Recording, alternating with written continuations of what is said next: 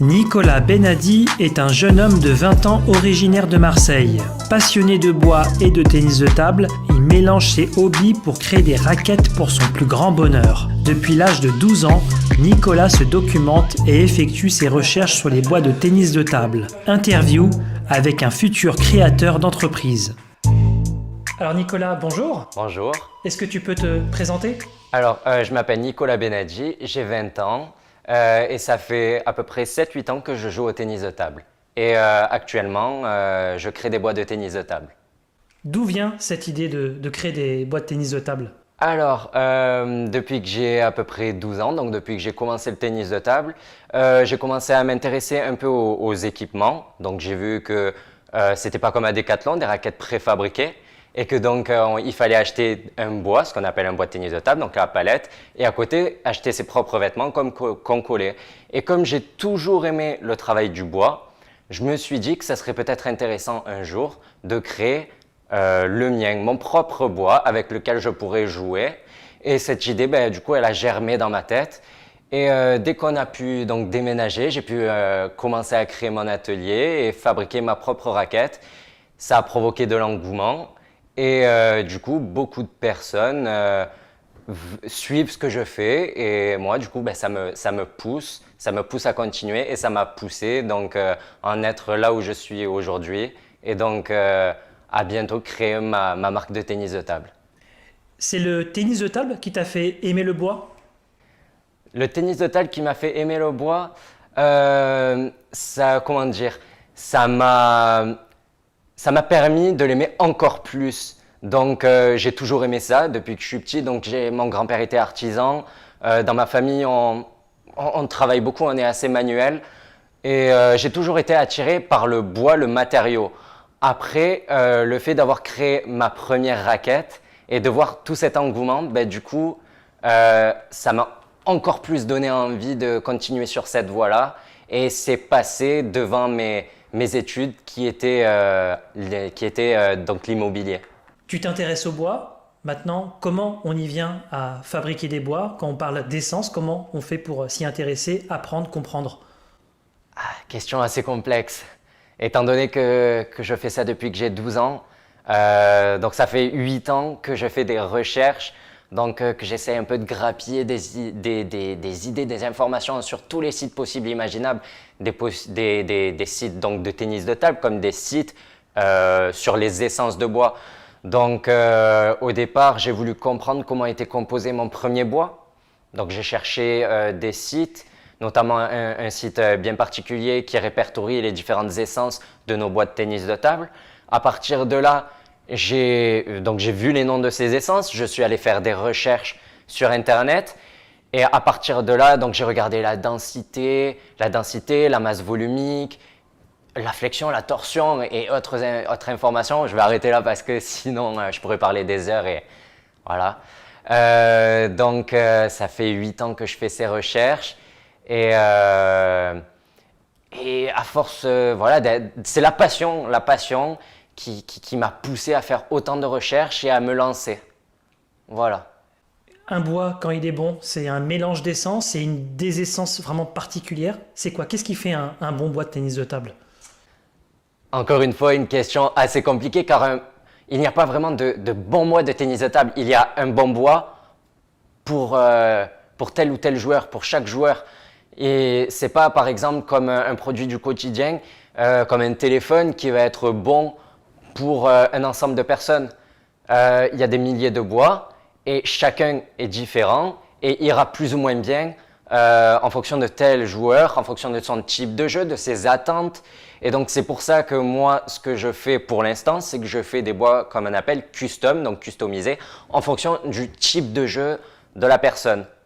Donc il n'existe pas de bon bois, mais il existe un bon bois pour pour le joueur. Quand on aime le bois, qu'on est passionné, comment on fait pour se lancer ? On achète des machines, c'est ça ? Donc oui, on achète des machines et la première erreur qu'on fait quand on commence, c'est d'acheter des machines pas chères. Ça, c'est le plus gros problème des bricoleurs quand on veut commencer, quand on veut se lancer. Parce que quand on achète une machine qui va valoir 100 €, on se dit que c'est une bonne affaire.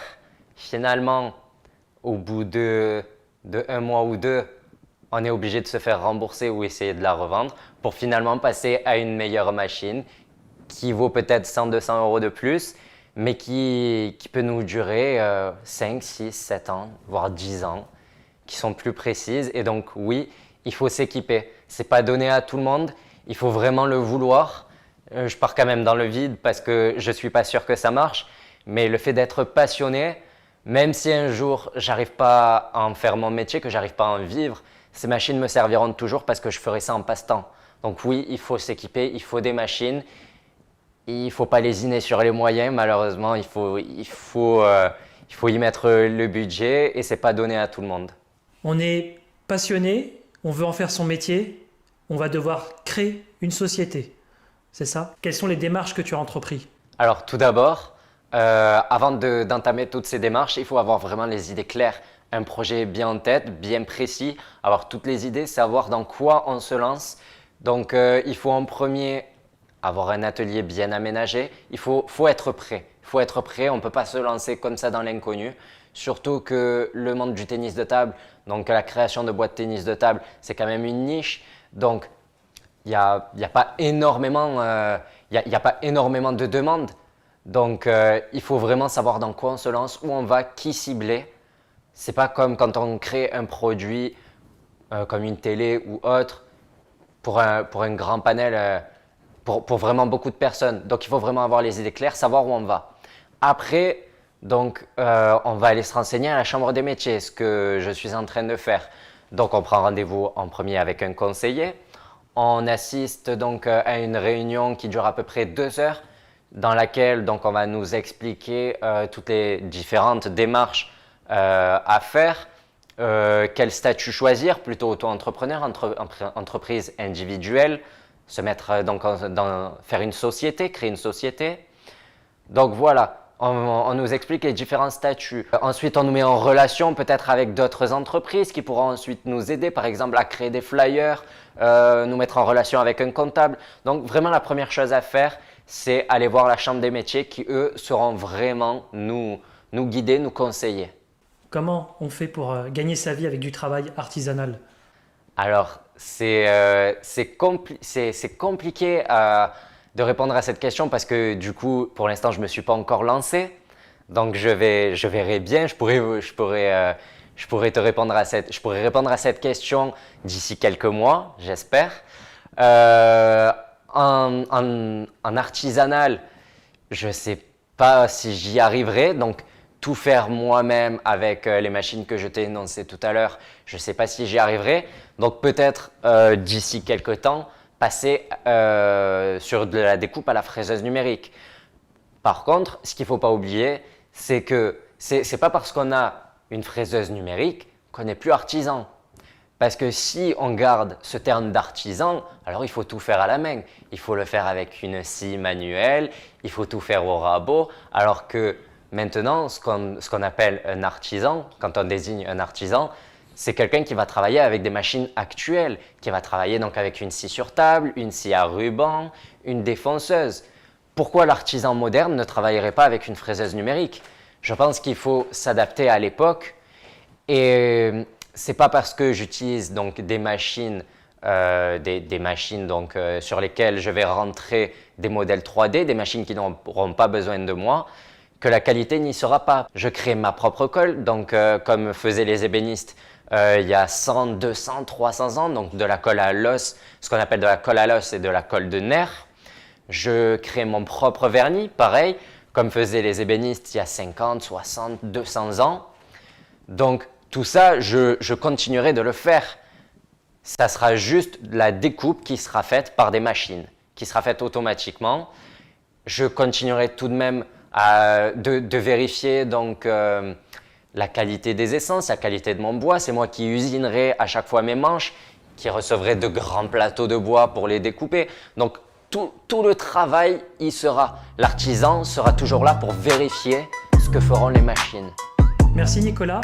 Merci à toi. Bon courage dans ton entreprise, dans ta future entreprise. Merci beaucoup. De te lancer, que ça marche. Merci beaucoup.